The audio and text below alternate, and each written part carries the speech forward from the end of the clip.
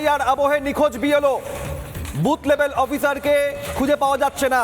চলছে এসআইআর। আর এবার কাটোয়ায়, পূর্ব বর্ধমানের কাটোয়ায় রহস্যজনকভাবে উধাও বিএলও, বুথ লেভেল অফিসার। বাড়িতে পড়ে রয়েছে তার পরিচয়পত্র, বিএলওর মোবাইল ফোন। থানায় পরিবারের তরফ থেকে অভিযোগ দায়ের হয়েছে।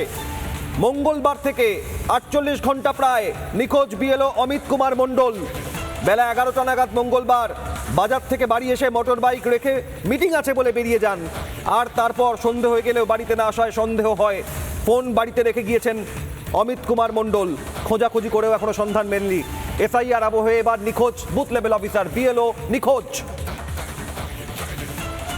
নিখোঁজ বিএলও অমিত কুমার মণ্ডলের স্ত্রী কি বলছেন দেখুন। সবসময় কাজ নিয়ে ব্যস্ত থাকতো, ভিডিও অফিস যেত, ফোন করতো, পাড়ায় পাড়ায় যেত, সারাক্ষণ এসবই করতো।